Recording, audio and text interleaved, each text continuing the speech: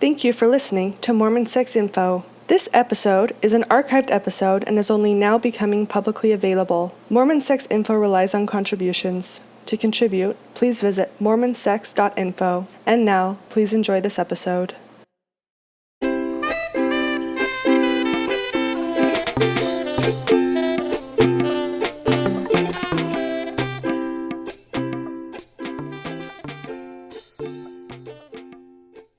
Hello and welcome to Mormon Sex Info. This is Natasha Helfer Parker, and I am very pleased to have with me today Dr. Russell Stambaugh. He's a clinical psychologist in private practice, I believe in Ann Arbor, Michigan. He's a member of the American Association of Sexuality Educators, Counselors, and Therapists, which is how I came to know him, and has maintained a diploma in sex therapy since 2005, which basically means he's very knowledgeable and has been around the AASECT world for a long time. He's served in the leadership of that organization since 2000 and has been awarded several Service to AASECT awards and just has been a huge influence in the sex therapy world. And I'm just super pleased to have you today. So welcome to the show. Well, it's a great pleasure to be here, Natasha, and I think it's a great opportunity to talk to your audience a little bit about kink and what that means from a sexological point of view, and to talk a little bit about the kink communities that are out and about for people who are looking to explore that dimension of their sexuality. Yeah, and that's exactly what I'm hoping for. So thank you so much. Is there anything that you'd like to say as far as introducing yourself further? Let us know a little bit more about yourself. How did you even get into being a sex therapist? I originally intended to train to become a psychoanalytically oriented clinical psychologist, and I got my training at the University of Michigan beginning in 1980. And back then we had very thoroughgoing training, and we talked all the time about sex as a basic underlying human motivation, but we didn't actually talk about human sexuality at all.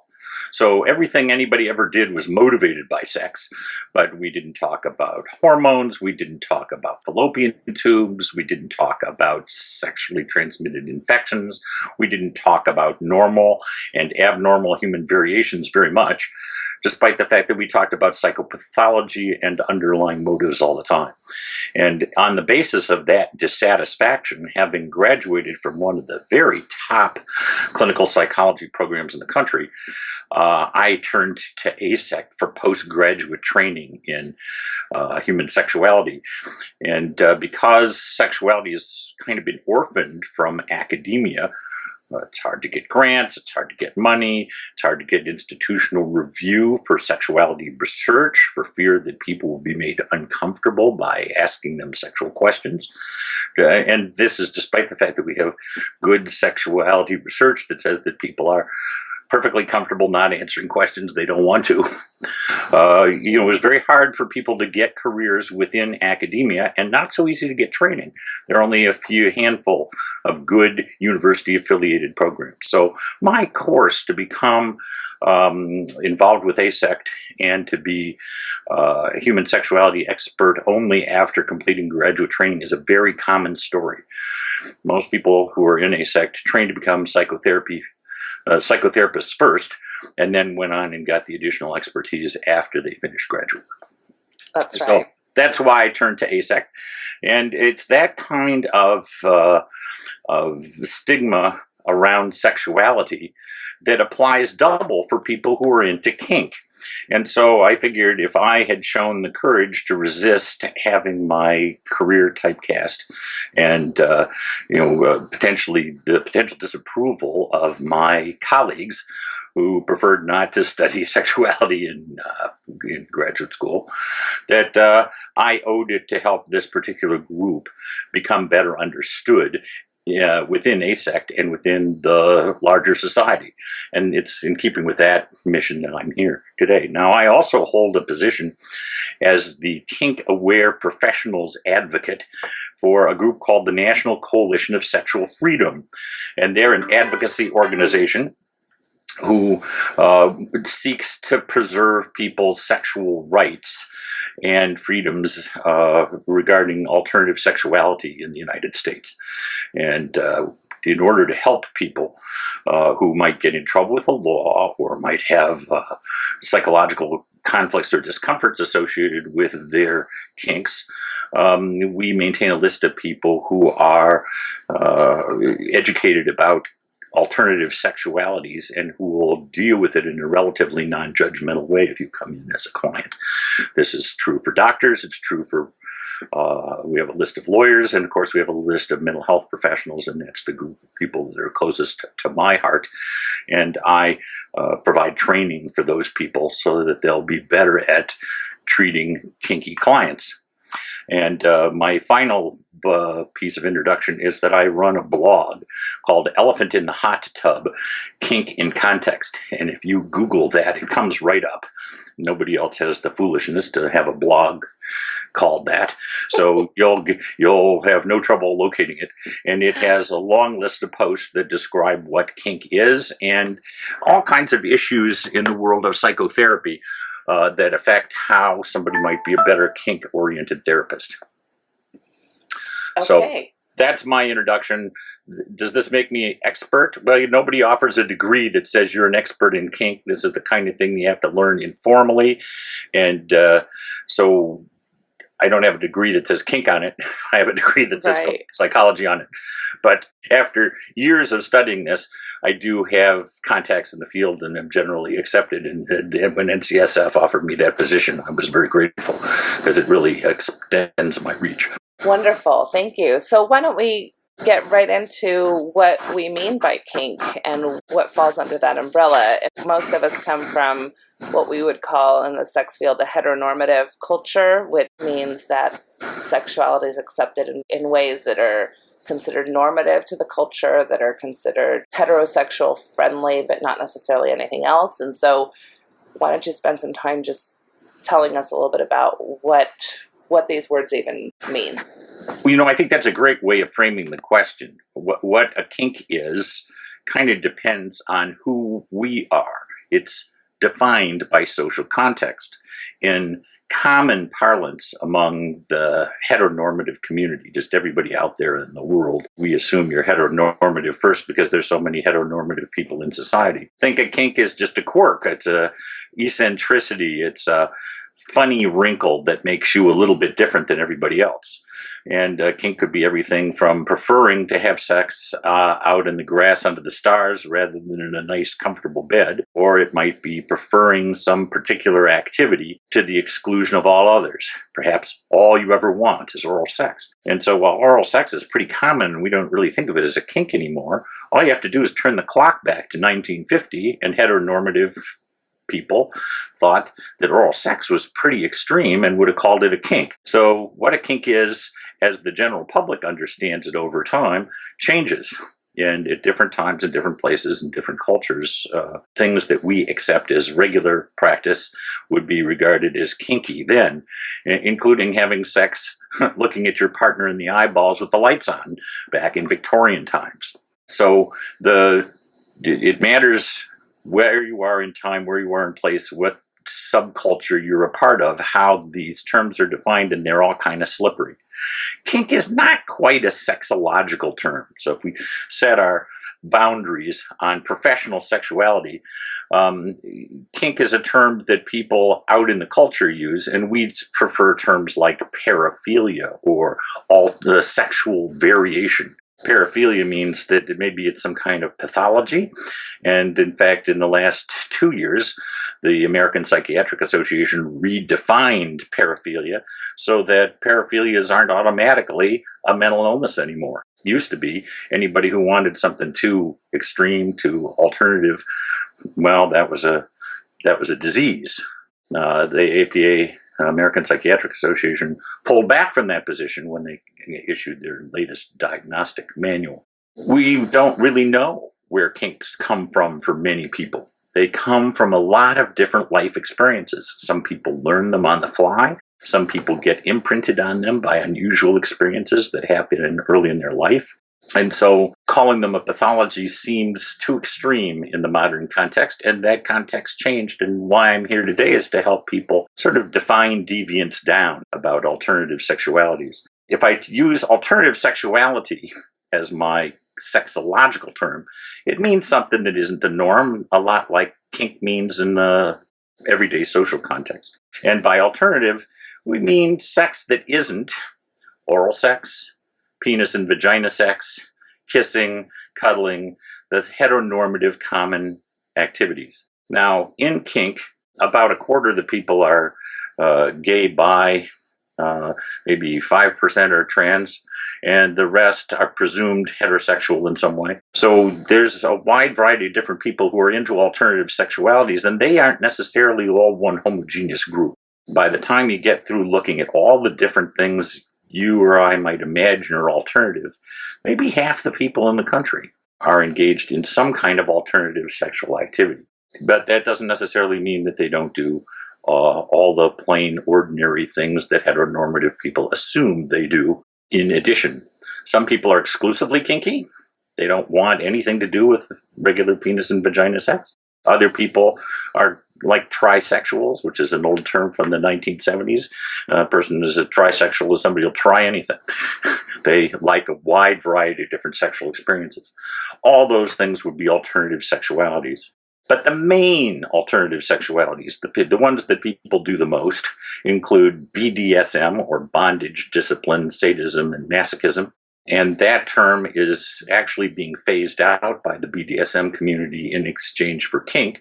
And one of the reasons they're doing that is that bondage, discipline, sadism, and masochism, those last two terms are medical terms, and they don't like to define themselves using medical language. Just like Natasha and I would be inclined to call each other human rather than calling ourselves Homo sapiens, even though the technical biological language for our genus and species are Homo and sapiens. So the people tend to identify now as kinky, and if you'd asked this question 7 or 8 years ago, maybe they'd have called themselves BDSM instead. But the other major group of people who are we're usually talking about when we use the term kink are people who are into consensual non-monogamy. And there are a large variety of different ways of doing consensual non-monogamy, from swinging to polyamory. But we're not talking about cheating. Consensual non-monogamy means that you agree up front with all the partners that you're going to be upfront about what it is that you're doing. And of course, there's a substantial number of people in society who engage in alternative practices that are off license. They cheat or they do things behind people's backs. And those aren't part of the community, but they participate. So people can be cheating into BDSM, or they can be cheating into consensual non-monogamy by being honest with some people and not being honest with others. Right. Okay. So, and to your point, many of these sexual behaviors were pathologized, and part of the what we call the DSM. I remember sadomasochism being in there. Obviously, back in the 70s, even orientations were in there, like homosexuality. You've got different fetishes where people maybe have a foot fetish or something along those lines, cross-dressing, gender identities. So it really is interesting how we come from a culture that has made most of anything that isn't, again, considered heteronormative, which you did a great job explaining how that's so affected by everybody's culture, really comes from a perspective of sickness and illness. Right. This all got its start when medicine was trying to claim its legitimacy. You know, it used to be that doctors were not a highly valued profession and had not yet made their claim to professional legitimacy. And this is back in the early 1900s. And as a result of the Enlightenment, they were making great breakthroughs. And in the 1900s, things like the germ theory of disease was discovered. Great advances were made in surgery. But basically, surgeons were barbers. And they did things like bleed you for almost anything that was the matter with you back in the 18th and 17th centuries. And the public was afraid of them. And so as they learned more science and they gained greater leverage in treating lots of diseases, one of the things that they colonized was mental health. When mental health concepts were invented and applied to differences in human behavior, the first thing they looked for, well, what behaviors were odd that might be a sign that there's some kind of disease present and doctors should be treating them. And sexual disorders were among the first things that came to be defined as diseases. This was done back in the 1880s or so. And then with the work of Sigmund Freud, that model was advanced well into the 20th century. And it wasn't until the later half of the 20th century that people who were part of stigmatized minorities like homosexuals and lesbians, bisexuals, started to push back. And with 6 or 7% of the population gay or lesbian, and maybe even higher percentage of psychiatrists and psychologists being into gay or lesbian interest, they didn't like the field's judgmental attitude about those things. And they basically challenged the best psychological evaluators in the country to use their own test to discriminate between people who were gay and weren't gay in a blind test. And when they discovered that the best diagnosticians couldn't tell the difference between psychological tests that had been filled out by gay people and had been filled out by straight people, they used that argument to attack the diagnostic and statistical classification system that made gays, quote, sick. And with DSM-3, or the Diagnostic and Statistical Manual 3, which was published, I think, in 1979, the diagnosis of homosexuality was removed. And on the basis of that success, people in BDSM and other sexual variations have been pressuring the American Psychiatric Association and other mental health organizations to stop pathologizing alternative sexual behaviors. And we have a lot of data now to suggest that people who are into sexual variations should not be presumed to have mental illness or problems. That doesn't mean that some of them don't, but if you do a survey of people and you get a proper random statistical sample, there's no correlation between mental illness and having alternative sexual interests. And this is a very different conclusion than you would get if you ask certain spiritual leaders or moralists or social conservatives who say that any behavior that isn't precisely specified in their interpretation of the Holy Bible is sinful. There's a continuing discourse in society about whether alternative sexualities ought to be viewed as sin, or whether they ought to be viewed as psychopathology, or whether they ought to be viewed as ordinary human variation and none of state or religious leaders' business. So what remains diagnosable that you would say really is inappropriate for it to be considered still an illness or seen through this pathologizing view? Well, who cares what my opinion is? Let's go with the one that's offered by the American Psychiatric Association. There's 2 ways in which a sexual variation can be regarded as a potential disease. One is that it's non-consensual. If I do behavior that people ordinarily like non-consensually, it's rape. Now, rape isn't automatically a disease, it's a criminal behavior. But if I have a preference for doing things that are non-consensual, that might constitute a disease. The other has to do with if it's causing huge social disruption and big problems in my life, if I can't work, if it's ruining my sexual relationships, if it's damaging my health, then it's possible that my paraphilia or my alternative sexual behavior is actually a disease rather than just a variation. Now, there's a lot of judgment involved. I mean, perhaps the reason I'm having marital trouble is because my wife doesn't like my behavior. That sounds more like a marital conflict than a disease, but it kind of depends on the doctor doing the evaluation and what the wife says and what the husband says, whether that might get diagnosed as a disease or not. But the crucial boundary is non-consensual. And one of the things about the kink community is that they define themselves about the consensuality of behavior. They publicize themselves through the saying safe, sane, and consensual, which was originally devised to try to lower people's stigma and fear about meeting people socially who are into alternative sexualities. Who wants to meet somebody who's criminal, is going to harm you, doesn't really care about you, is sick? So this is the liberalizing of social definitions of alternative sexual behavior is a consequence of the campaign of people who are different. seeking to show that they're not really as strange as people think. Yeah, I'm glad you brought up the marital example, because that's been one of my biggest concerns with that criteria of having distress in your life. I see a lot of the distress coming through my office being very much about either conflicts of religious values or conflicts of marital ideas about what we may or may not want to have in our marital contract as far as sexual behavior goes. One of the things about heteronormative marital relations is that an awful lot of human sexuality isn't talked about that much between couples before they get married.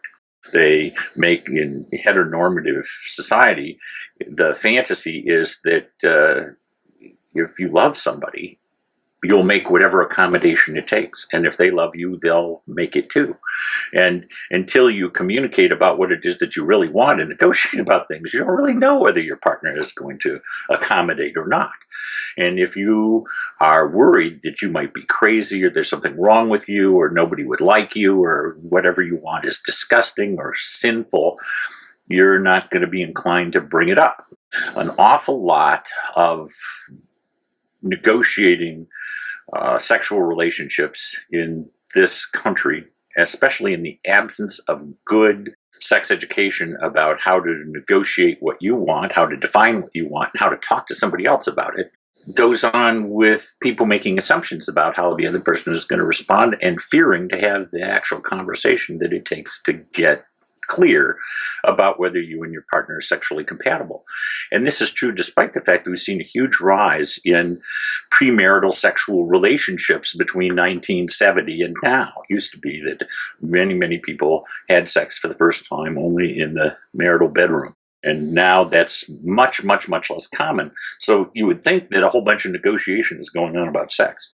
Maybe more than 1970, but a whole lot less than we in the sexology professions think would be best. And so that heteronormative assumption is a big problem. And in fact, studying the kink community, because there are so many different kinks, if you join a kink social organization, say, I'm kinky and I want to do kinky stuff with other kinky people, you haven't even begun the conversation about, well, what kink are you into and what do you want to do and how do you want to do it and in what circumstances is it okay and what isn't it? You can't not have that conversation. So as a consequence of needing to talk about all the different things that people might want and the fact that some of those might not appeal to you and some of them might, kinky people are used to having conversations about sex that heteronormative people aren't. And this is true for gays and lesbians too. So in a lot of ways, gays, lesbians, and kinky people or alternative sexuality people are ahead of the general public in learning to talk about sex. It doesn't solve all problems, but it sure lubricates solving problems to have conversations about what you want. For sure.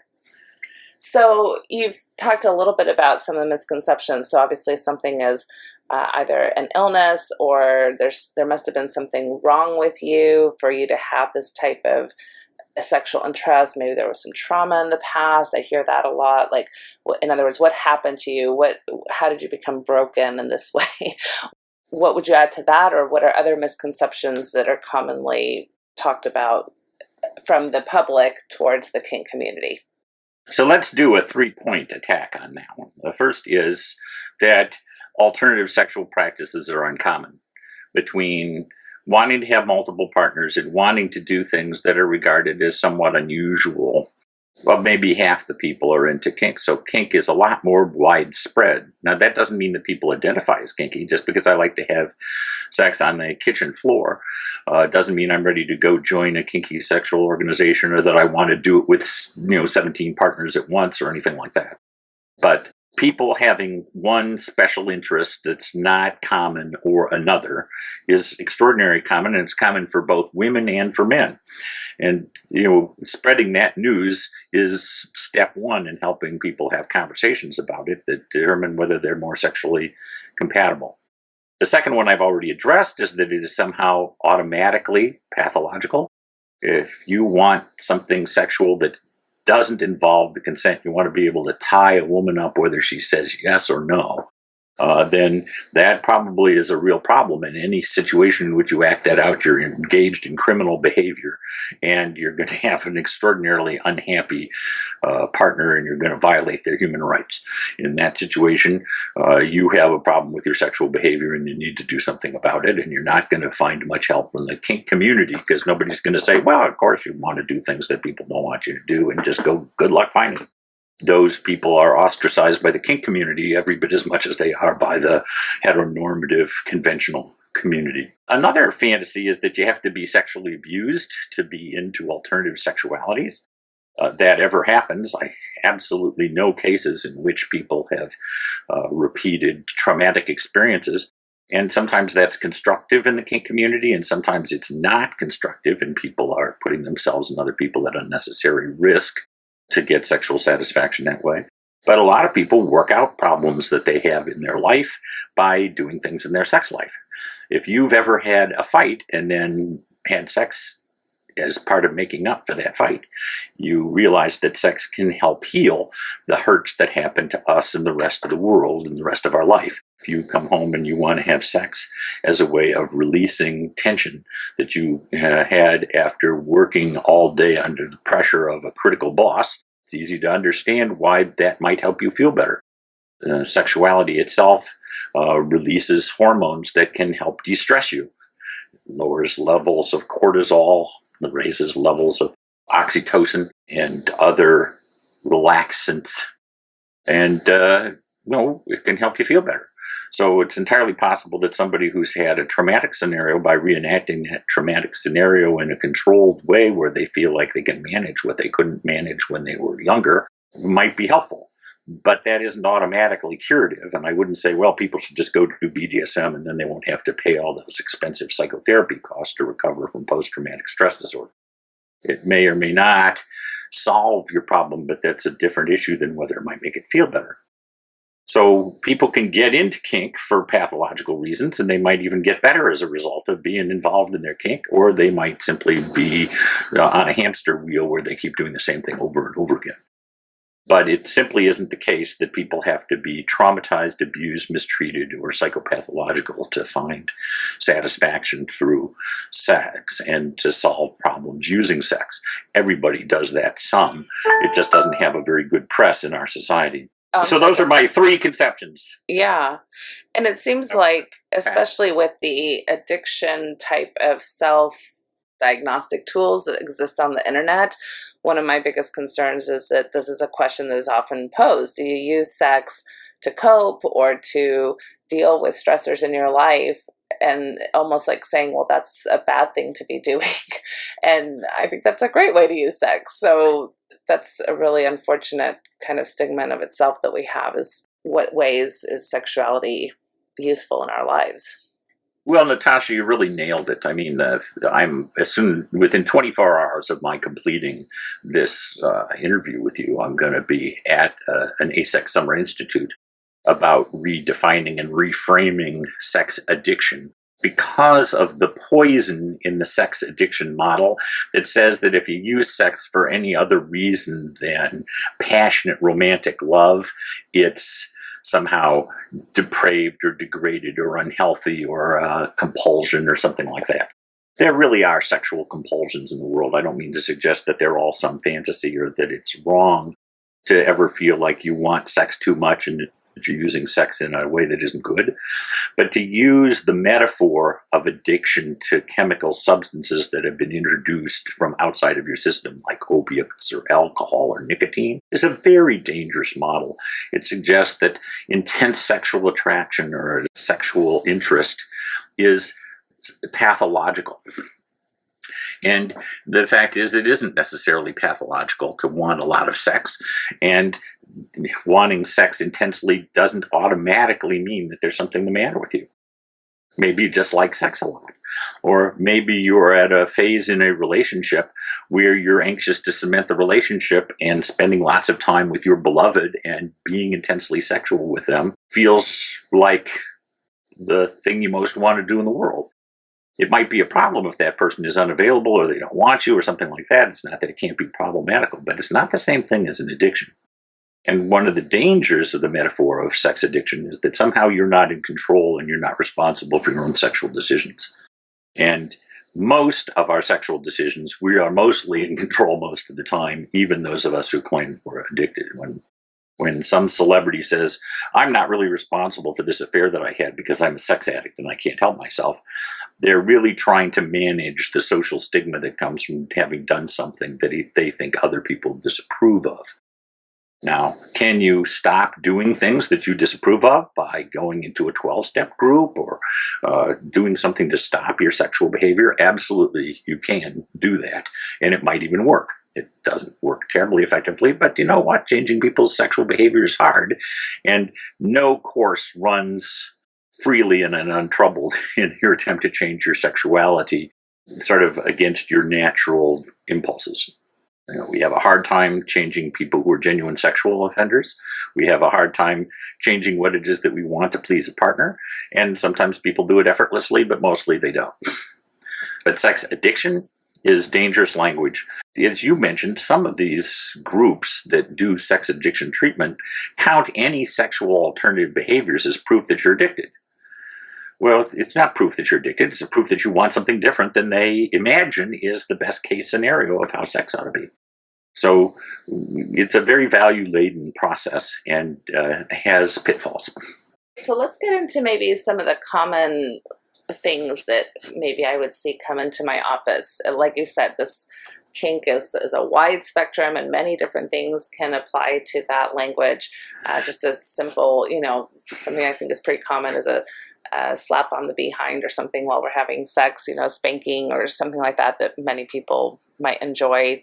That boundary between pain and pleasure that becomes a little bit more desensitized when we're fully aroused.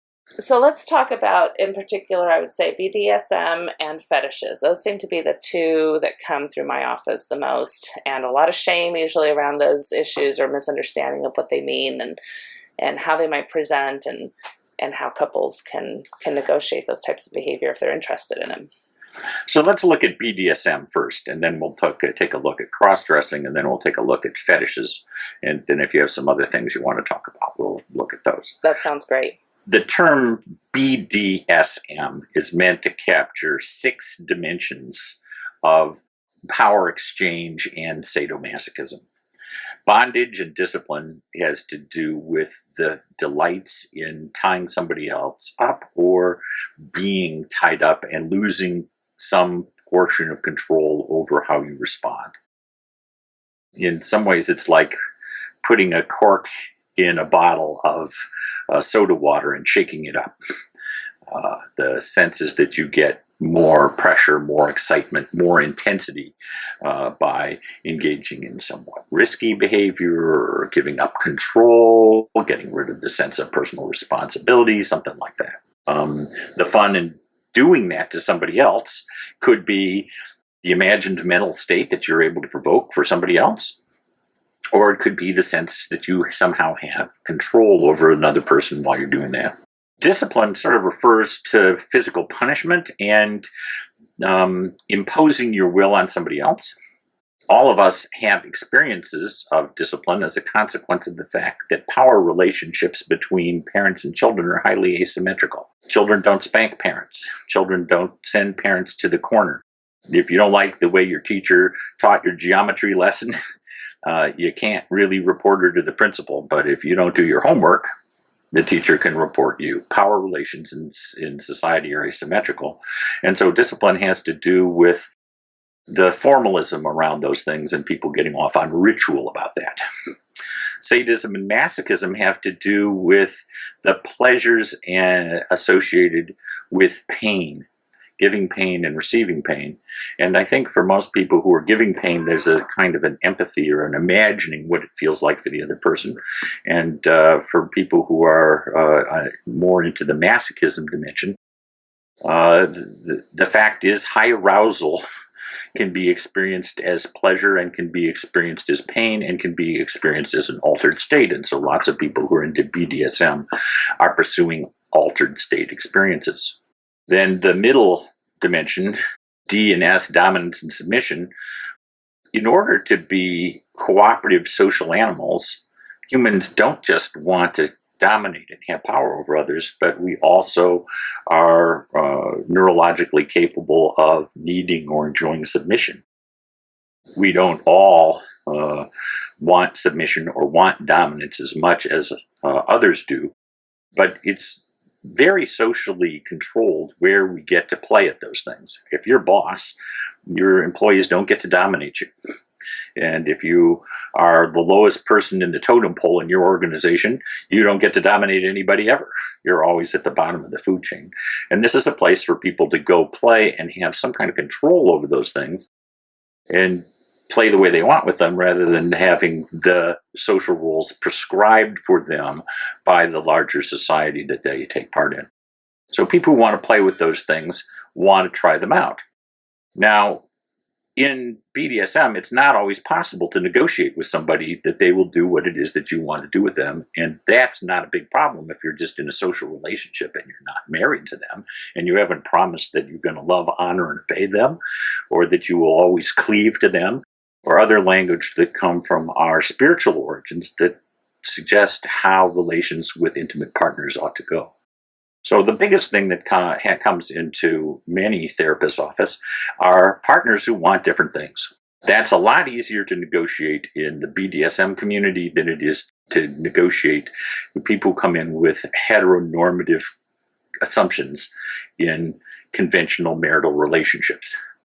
And of course, if I really, really want to spank somebody and they really, really hate spanking, it's not like I get to claim, well, I'm a sexual minority and everybody discriminates against me, so if you love me, you have to let me do it, whether you like it or not.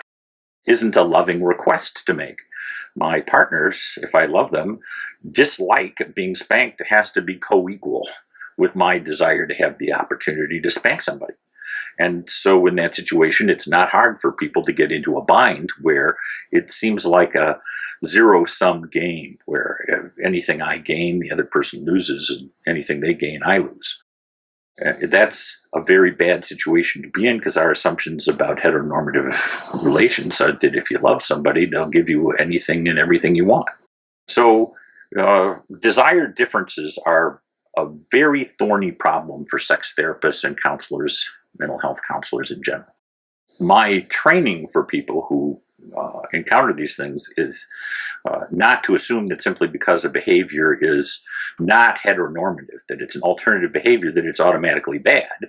But it certainly isn't either automatically good, but that you have to negotiate from a position of equality. And, at least in my marriage, and I have a heteronormative marriage, nobody does anything that both parties don't agree to or don't want. So somebody who absolutely has to have X and her partner just won't tolerate X is in a heck of a bind when they come in to see psychotherapists. Now, another major presenting problem for people coming to therapy, and often these people come in individually, may not be married yet or anything, is that people are in internal conflict rather than it being a conflict between one partner in a relationship and another. They're in conflict with themselves. I want to do X, but this set of values tells me I must not do X. How do I resolve that? Well, sometimes people resolve that behaviorally by binging and purging. They'll go do a whole bunch of X, and then they'll feel really, really terrible about themselves, and maybe they'll be suicidal, or they'll be depressed, or they'll be very self-critical. And after a while, that conflict becomes so intense that they come into therapy, and maybe at the time they're doing that, they say, I'm never going to touch X again. X is terrible. I don't want to do that. I know people who've been into cross-dressing, and they would accumulate substantial wardrobes of their very favorite kinds of cross-dressing attire. And then they become so disgusted, they go throw it all away. And then they go for a year or 18 months or whatever. And then the need to build up again, and they go acquire it all over again. And they go through binging and purging like this over and over again until finally they drove themselves into therapy to deal with it. This is a consequence of people internalizing social attitudes of shame, stigma, discrimination against people who want things that are not socially approved. And so therapy in that circumstance would be about helping the person do a values clarification about how they come into a less intensely conflicted relationship between their values and what turns them on. Often in that situation, we would try to work and say, well, what's so bad about putting on the clothes of somebody from the opposite gender? Why is that so disgusting? Well, do you really believe those? Where did you get those ideas? Do you have any choice about whether you believe that or not? And if you don't, why don't you? And if you do, well, where is it? How are you going to work that out? Under what circumstances do you feel most inclined to violate your values? What can you do to get help or bolster your controls if you don't want to violate your values? And that's a way of negotiating with the client some alternative strategies for handling their conflict that they may not have encountered. Not everybody, since there's very little affective education in the schools, we're teaching people how to take tests now, and very little sexuality education in the schools, it can become a problem for psychotherapy to resolve these things if people have built up nasty habits about how they manage these things and gone a ways into their life before finally feeling overwhelmed by the feelings that come with them. So I do a lot of stigma fighting in the clinical office. Now, obviously, I'm not helping to overcome stigma against violating the law or treating people in a non-consensual way or engaging in behaviors which I have seen lead to relationship ruin in lots of other relationships, like lying and deceit and things like that. But the stigma is a huge problem.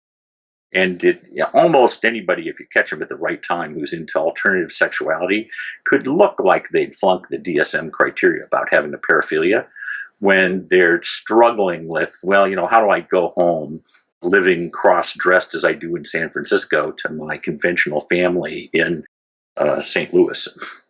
And nobody knows about the fact that I'm living life on the street one way, and I'm coming home and acting like I'm the same kid I was when I left home. People can have intense conflict about the different roles that they take in the family or in the church or at work and how they live their life in their personal lives. Yeah, and one of the things that I see, especially with my Mormon clientele, is not necessarily the couples that come in with one saying, hey, I want to try this, and if I want to try it, you should do it because you love me. I really get that internal conflict within the marriage. And so like that idea that I shouldn't want this, it's awful that I'm wanting this type of sexuality with my spouse. And of course the spouse thinks that this is maladaptive behavior anyway. And so it's both an internal conflict and also a marital conflict kind of happening at the same time. You are at real risk, Natasha. I think you're completely right about this. If you have an intense conflict about your sexuality and you haven't resolved that, it's easy to marry somebody who personifies one particular side of your take on that conflict. So if you think your cross-dressing is shameful, you might easily marry a partner who says, cross-dressing, that's disgusting. I'm not turned on by it at all. You should be rid of that behavior. Just go fix it. And it doesn't become a problem of how do you get your partner to accept your cross-dressing because you're too busy not accepting your cross-dressing to be able to ask a partner to lovingly support your sexual interest. And often, if you're in conflict, you externalize the conflict and you'd say, well, I really, my partner doesn't want me to do the cross-dressing. When in fact, that's easier than saying, I'm not sure I really want to do it either. I certainly find it intensely exciting, but it's bad to be that intensely excited, and I don't feel good about myself for losing control of my feelings this way, and it's not loving, and it's not intimate, and all these other stories we tell ourselves. Cross-dressing is pretty inoffensive behavior. There's not a lot of social damage that you can cause. Well, and women get away with it. Well, that's an easy excuse that we have different role prescriptions in conventional society for women and for men. If women engage in behavior that looks too male-like, we stigmatize them just as readily as we stigmatize men for doing things that look too feminine. But it's true. Women can wear pants now. There was a time when women wearing pants was absolutely regarded as the most masculinizing, deviant, awful behavior imaginable. Of course, there was a time when showing an ankle was considered incredibly risque, and now we appear at the beach in bikinis. So, social norms change about these things. But you're right, there is much more flexibility in women's fashion and what's acceptable. And you can be dressed awfully manlike and not have anybody say, boy, you're looking pretty dykey. And, dyke isn't necessarily a pejorative term, but usually when people are saying that, they don't mean it as a compliment. Right. So our social judgments are always right on our sleeves when we're engaging in stigmatizing behavior, and we're passing along stigma to others, shaming other people. I think one of the biggest misconceptions I get, especially from a female spouse, is that her cross-dressing husband is gay. That's a very common idea, that if one engages in any of a scripted set of behaviors that's generally attributed to the other gender, then they must be gay or cross-gendered or whatever. And it isn't true. People are extraordinarily variable. Yes, the average male does act differently than the average female, and if you take surveys, these are robust findings that hold up. But the fact of the matter is, context matters a lot. And if you look at cross-dressing, think of these different contexts. Back in Elizabethan England, no women were allowed on the stage because a woman actress was simply another definition, widely understood to be a prostitute. So all Shakespearean women roles were played by teenage boys. So that's cross-dressing for meeting the professional criteria of being an Elizabethan actor. Or you could be a female impersonator in 1970s San Francisco, where you're making your living pretending to be a particular female. Dress up, pretend to be Marilyn Monroe, what have you. And that's being a professional actor in a very different time and very different place, where they're, I think by 1970 Marilyn Monroe was dead, but there really were blonde bombshells available in the world of Hollywood. The fact that they were fetishized and people were deeply interested in them meant that there was a living for people who wanted to behave that way. There are people who cross-dress for the purposes of attracting a male partner who are gay. There's people who cross-dress because they want to live as a member of the opposite gender. There's people who cross-dress, but they want to do that for the purposes of attracting somebody of the same gender. Guys who want to become male to female transgender for the purpose of having a relationship with a woman. These are different examples of situations in which people cross-dress that have fundamentally different underlying meanings. And so if you're going to say, is cross-dressing a pathology, you really can't answer the question unless you ask it in the terms of a particular time or place. In fact, in Elizabethan England, there was no pathology. There was no mental pathology. All mental pathology was essentially moral pathology. So when Hamlet can't make a decision about whether or not he should kill King Claudius or not, that wasn't a mental disorder. That's our interpretation of what was the matter with Hamlet. Shakespeare's interpretation was that as smart and educated as Hamlet was, he was engaged in the moral failure of not taking responsibility for his position and making a decision that he needed to defend his right to become king of Denmark. And his inability to make a decision that looks a lot like depression actually leads to the downfall of the Danish kingdom. So context matters in how you understand kink. It matters how you understand cross-dressing. It matters in terms of how you understand political speech. And you mentioned you also wanted to talk about fetishes a bit. There's two different uses of the term fetishes. As kink people use fetishes, it mainly means whatever kink you're into. So if I really liked women's elbows, I'd have an elbow fetish. Back in the 1950s, when Playboy came out, Hugh Hefner liked to talk about guys who were ass men, guys who were leg men, and guys who were breast men. That's technically called partialism, but it's basically having a fetish for breasts or for legs or for asses. There are lots of other fetishes, including leather and latex are very common ones. But some people would call wanting to be spanked a fetish. Generally, fetish applies to something that is a non-human material. So somebody could be a chainmail fetish, or they could have a latex fetish, or a rubber Mac fetish. There was one guy once who had in Britain who was written up who had an umbrella fetish. You and I may not think of an umbrella as a very sexy implement, but he was all over them.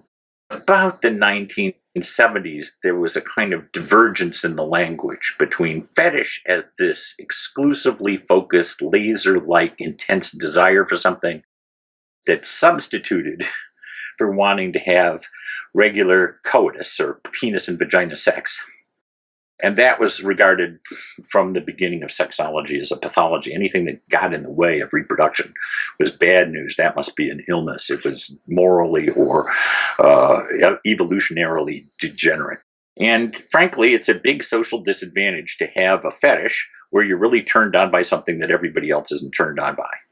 If you need to have somebody defecate on you in order for you to have a good time, there's an awful lot of people who think that poop is really disgusting and they don't want anything to do with it. And so you're going to have trouble finding partners. And there's a limited number of people who do things. Maybe you'll have to hire a professional person, a sex worker, who would do that for you, because most people would say yuck.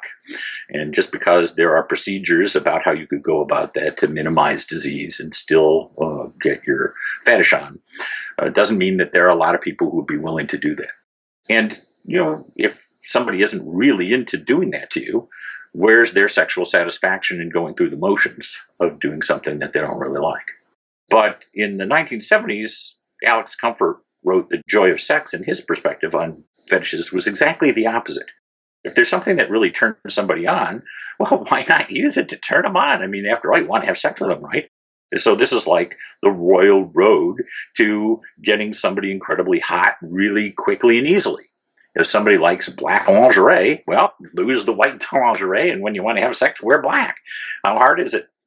And that's sort of the rise of our treating the term fetish and the term kink as if they mean the same thing. Most fetishes that are not engaged in really outre extreme behavior that has social shame around it over and above the shame associated with sexuality can be a powerful source of adding hotness to a relationship if you can bring yourself to bring it up to your partner and you can get your partner to agree. And if you look on places like Pornhub, an awful lot of the organization of how we title one kind of porn versus another kind of porn is often in terms of what the fetish is that's central to defining the porn. So there's bukkake porn, or there's interracial porn, or there's there's two girls on a guy porn. And all those things could be called fetishes. And if that's what turns you on, that's what turns you on. We have very poorly understood, sexology has come a long ways since the late 19th century. But one of the places we have made very little progress is we don't really understand how people learn to be turned on by what they're turned on by. Where does that come from? Does it come from trauma? Does it come from early experience? Is it how you were parented? Is it how you were babied? Is it some experience that you have early in your adolescence? Do you learn it in the same way that you learn geometry? People do, in fact, learn new sexual behaviors the way they learn geometry.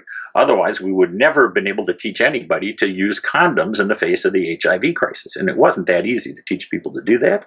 But the truth of the matter is, people use more condoms than they used to as a consequence of thoroughgoing attempts to teach people to practice safe sex. So it's not like people can't learn sexual behaviors the way they learn other things.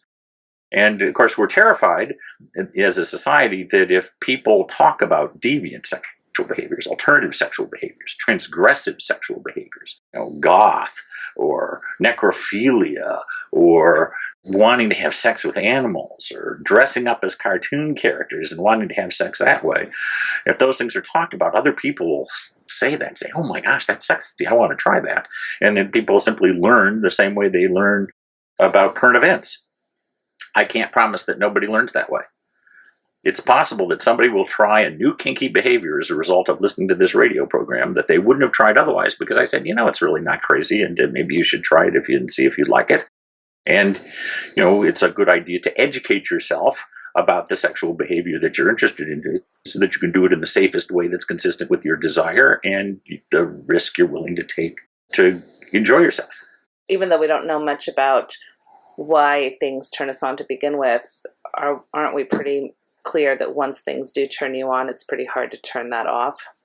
We have tried a large number of different strategies to get people to stop wanting things. We are better at helping people stop doing behaviors they're conflicted about than we are at helping them stop wanting things. And people have tried things like pairing the desired experience with highly aversive stimuli. For anybody who wants to really show themselves a good time, you can smell ammonia or eat vitamin B12 capsules. Don't just swallow them. You have to chew them and taste the vitamin B12 on the way down. I have never met anybody who was willing to actually try this who liked it. So you're going to have you'll create a new fetish of bad taste masochism if you can eat B12 and like it. And when we pair these, we've paired electroshock, we paired social shaming, we paired internal negative self-talk associated with your previously favorite kink. And all of these things are pretty unreliable ways of punishing somebody, punishing yourself. Often tried self-hypnosis, trying to put yourself in an alternative mental state in which you don't want what it is that you previously did want.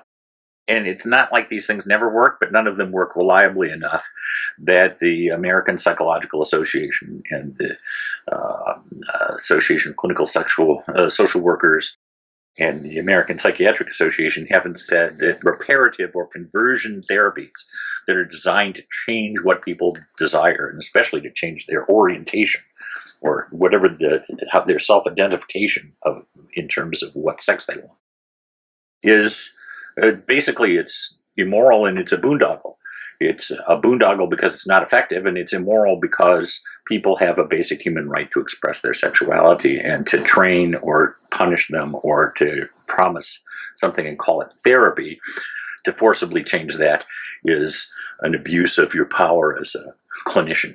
So it's quite hard to change what people desire, and it's more possible to change people's behavior. But even people who are engaged in criminal behavior and have the strongest incentive system society can level at people to get them not to do things, there's a very high recidivism rate. So it's not easy to change people's sexual behavior either.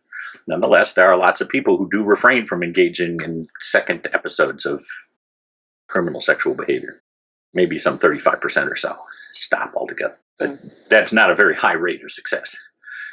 And that also has nothing to do with the desire stopping, right? Well, some people claim that they changed their desire, and since we don't have any reliable way of knowing for sure whether somebody really desires something or not besides their self-report, it's hard to know. We have various devices for that, looking at whether their eyes dilate and looking at whether or not they blood flow to the penis or to the vagina is sometimes used as an indicator, but they're imperfect indicators. So, it's very hard to change people's desire. There isn't any question. If somebody says to you, I want this and I don't know how to stop wanting it, you should take them at their word. Right. They might be lying to you, but they're probably not. Right.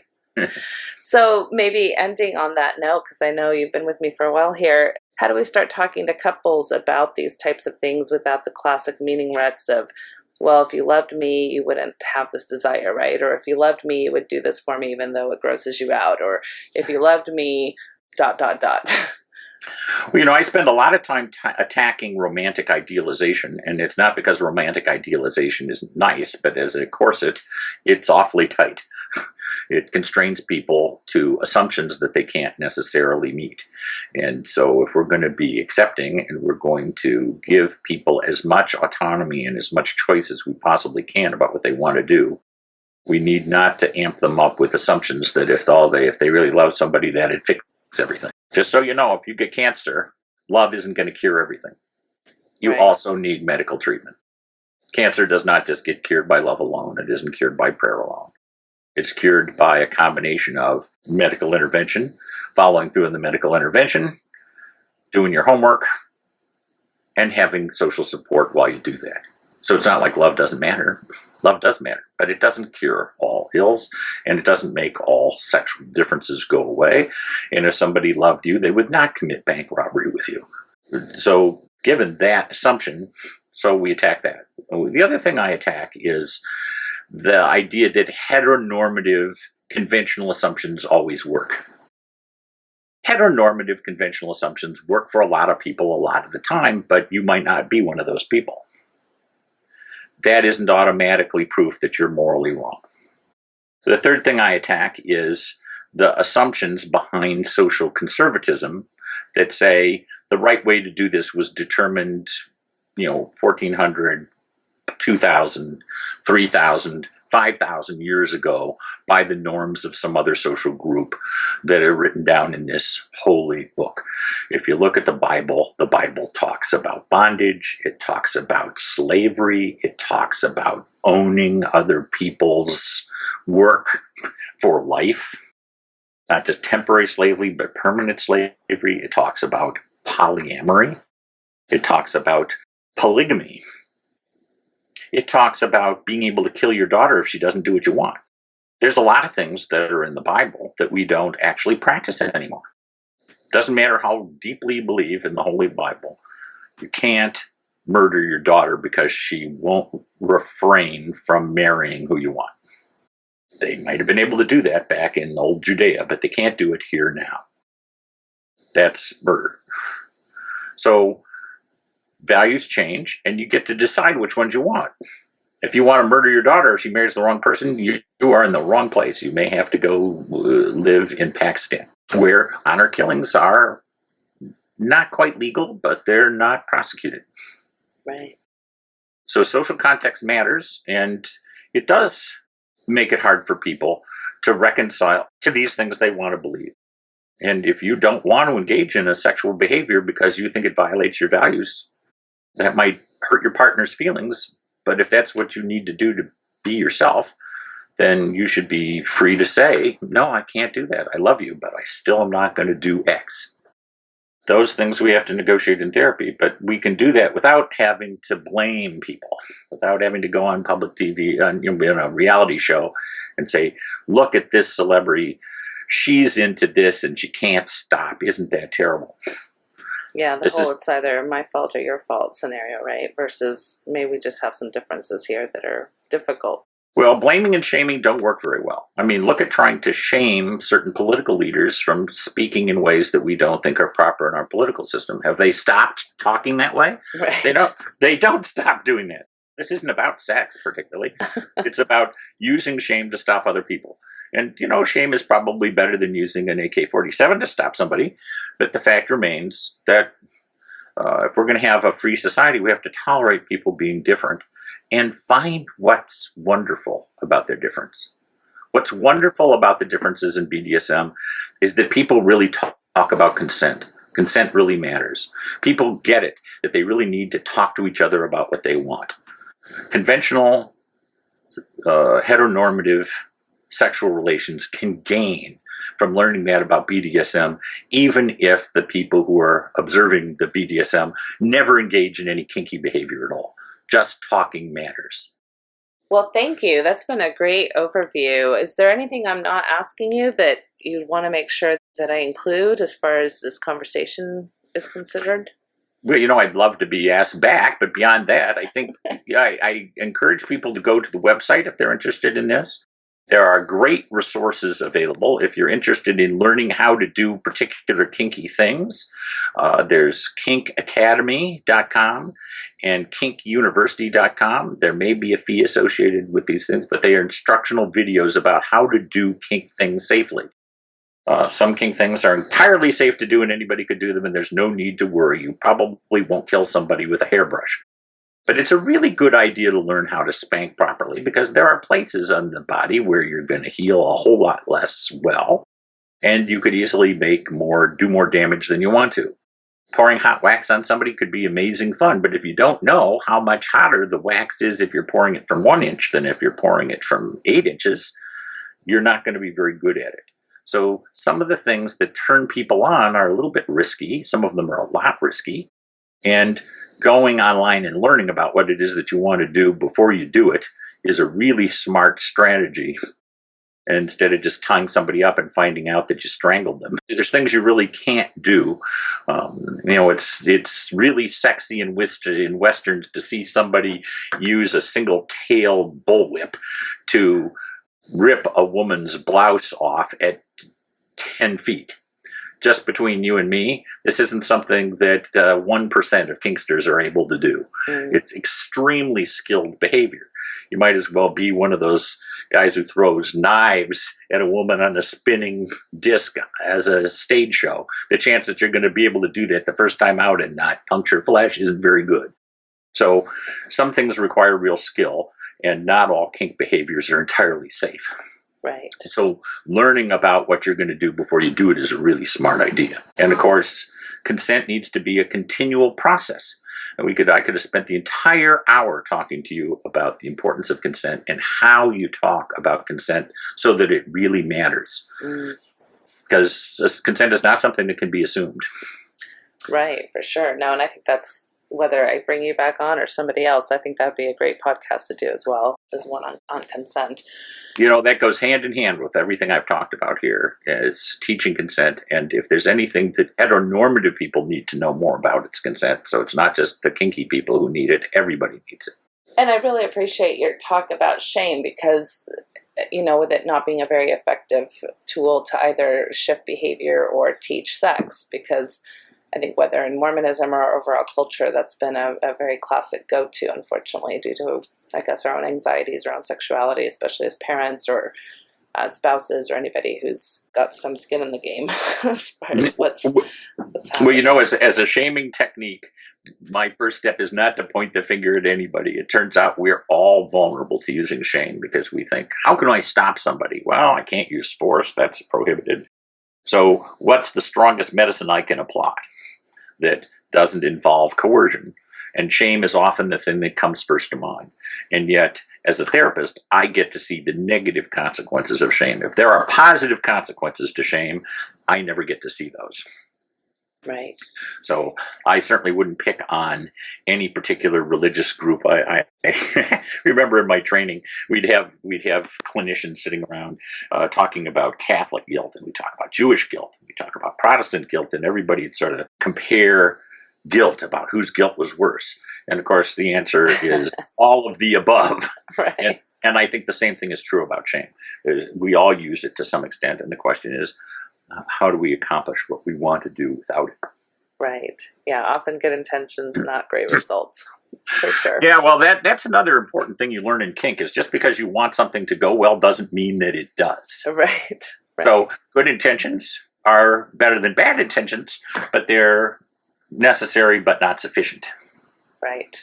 Thank you so much for your time, Dr. Stambaugh. This has been excellent. I think it'll be very useful. I think it's a good place to start for those who either want to understand themselves or their partners or friends or whomever might be interested in some of these things that we talked about today, and really addressing it more from a less of a shame-based perspective and more of an acceptance perspective, as you said, which I think is just pivotal to most of sexuality. And I know your time is valuable, and I'm so grateful for your time today. Natasha, I just thank you very much for offering me this opportunity to talk a little bit about it and to get the word out to people, and I hope it helps people to have heard our conversation. Thanks so much for having me.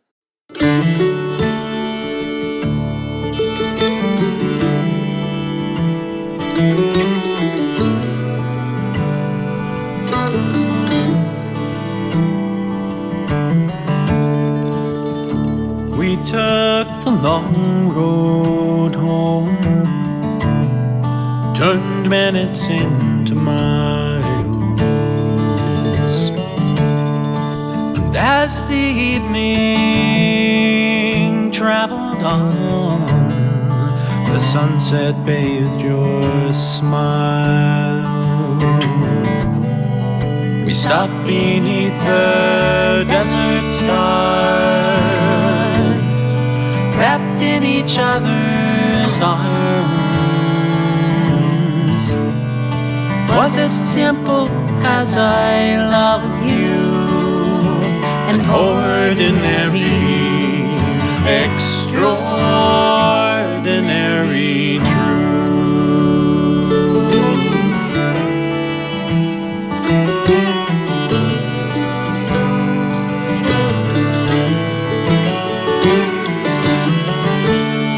It's been a long road here, a trail with tears, pain and sorrow too.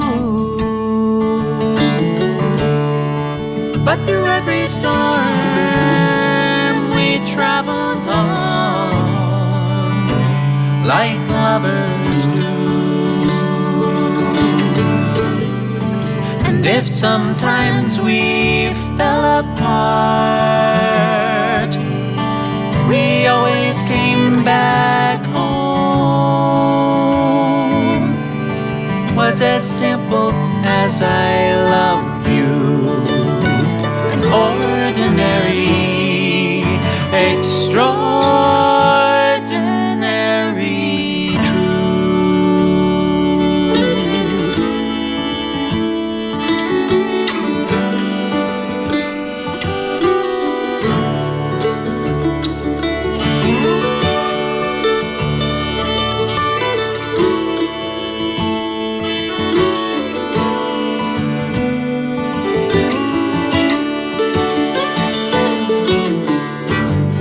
Some people say love is blind and forever is too long.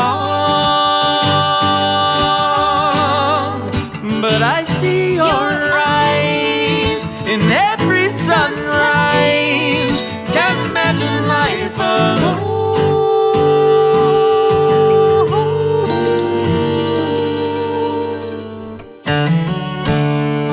Let's take the long road on together until we're gone. Want you by my side till the day I die and into the beyond. It's as simple as our love is. That's how I wanna go, all wrapped up in the arms of our extraordinary, it's nothing ordinary love.